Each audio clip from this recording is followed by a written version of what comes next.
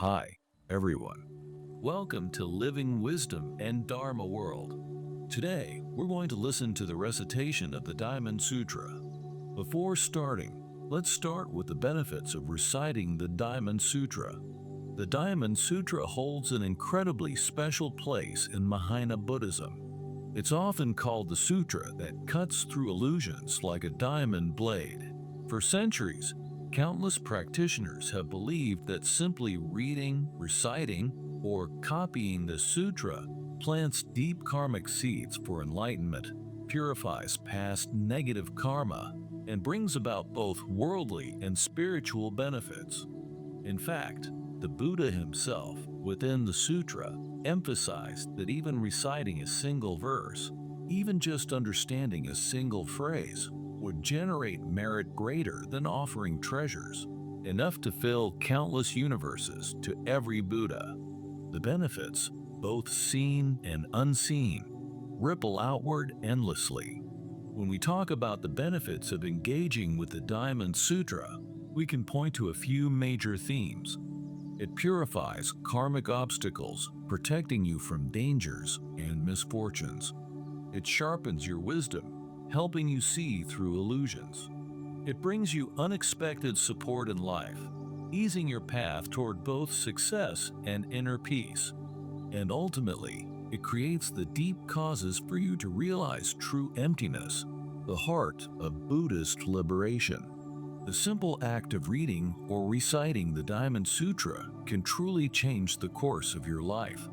It clears away karmic darkness, opens channels of blessing, deepens your insight, and sets you firmly on the path toward enlightenment. Whether we look at a billionaire like Li Ka-shing, a beloved celebrity like Andy Lau, or a realized master like Xu Yun, we see that the Diamond Sutra's transformative power is not confined to any one kind of person. It is available to anyone willing to take it into their heart. Even a few minutes a day, even a few verses, can plant seeds of limitless benefit. Let's enjoy wisdom of the Diamond Sutra. Chapter 1. Convocation of the Assembly. This is what I heard. At one time, the Buddha was staying in the Jeta Grove, near the city of Sravasti. With him, there was a community of 1,250 venerable monks and devoted disciples.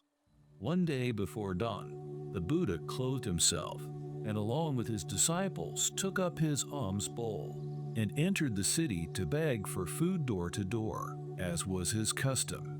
After he had returned and eaten, he put away his bowl and cloak, bathed his feet, and then sat with his legs crossed and body upright upon the seat arranged for him.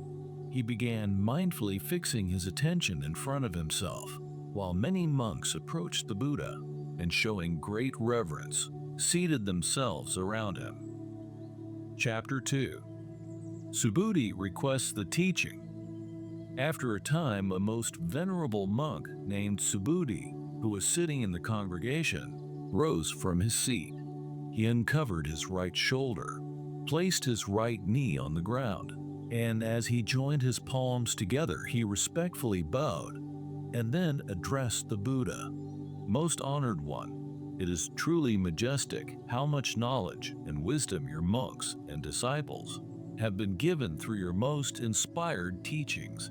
It is remarkable that you look after our welfare so selflessly and so completely. Most honored one, I have a question to ask you.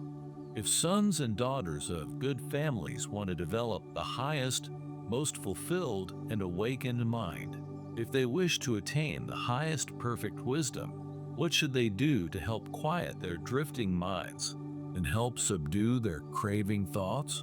The Buddha then replied, "So it is as you say, Subhuti. Monks and disciples have been favored with the highest favor by the Buddha. The monks and disciples have been instructed with the highest instruction by the Buddha. The Buddha is constantly mindful of the welfare of his followers. Listen carefully with your full attention, and I will speak to your question. If sons and daughters of good families want to develop the highest, most fulfilled and awakened mind, If they wish to attain the highest perfect wisdom and quiet their drifting minds while subduing their craving thoughts, then they should follow what I am about to say to you. Those who follow what I am about to say here will be able to subdue their discriminative thoughts and craving desires. It is possible to attain perfect tranquility and clarity of mind by absorbing and dwelling on the teachings I am about to give. Then the Buddha addressed the assembly. Chapter 3. The awareness of all living beings. All living beings, whether born from eggs, from the womb, from moisture, or spontaneously, whether they have form or do not have form, whether they are aware or unaware, whether they are not aware or not unaware, all living beings will eventually be led by me to the final nirvana, the final ending of the cycle of birth and death. And when this unfathomable, infinite number of living beings have all been liberated, in truth, not even a single being has actually been liberated. Why Subhuti? Because if a disciple still clings to the arbitrary illusions of form or phenomena, such as an ego, a personality, a self, a separate person, or a universal self existing eternally, then that person is not an authentic disciple. Chapter 4. Unattached practice of charity. Furthermore, Subhuti, in the practice of compassion and charity, a disciple should be detached. That is to say, he should practice compassion and charity without regard to appearances, without regard to form, without regard to sound, smell, taste, touch, or any quality of any kind. Subhuti, this is how the disciple should practice compassion and charity. Why? Because practicing compassion and charity without attachment is the way to reaching the highest perfect wisdom. It is the way to becoming a living Buddha. Subhuti, you think that you can measure all of the space in the eastern heavens? No, most honored one. One cannot possibly measure all of the space in the eastern heavens. Subhuti, can space in all the western, southern, and northern heavens, both above and below, be measured? No, most honored one. One cannot possibly measure all the space in the western, southern, and northern heavens. Well, Subhuti, the same is true of the merit of the disciple who practices compassion and charity without any attachment to appearances, without cherishing any idea of form. It is impossible to measure the merit they will accrue. Subhuti, my disciples should let their minds absorb and dwell in the teachings I have just given. Chapter 5. Physical attributes of Buddhahood is elusive and unreal. Subhuti, what do you think? Can the Buddha be recognized by means of his bodily form? No, most honored one.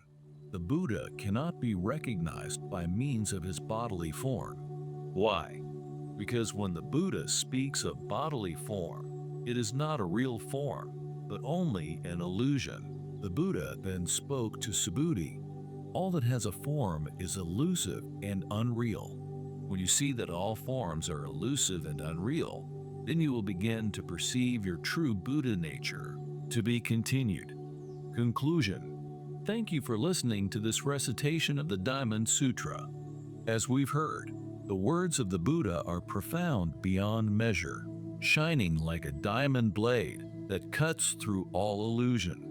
The teachings remind us that true wisdom lies not in clinging to form or appearance, but in seeing through them to the vast emptiness and compassion that underlie all things. Whether you are new to the sutra or have recited it many times, know that every engagement with these sacred words creates deep and immeasurable benefit for yourself, for others, and for the world.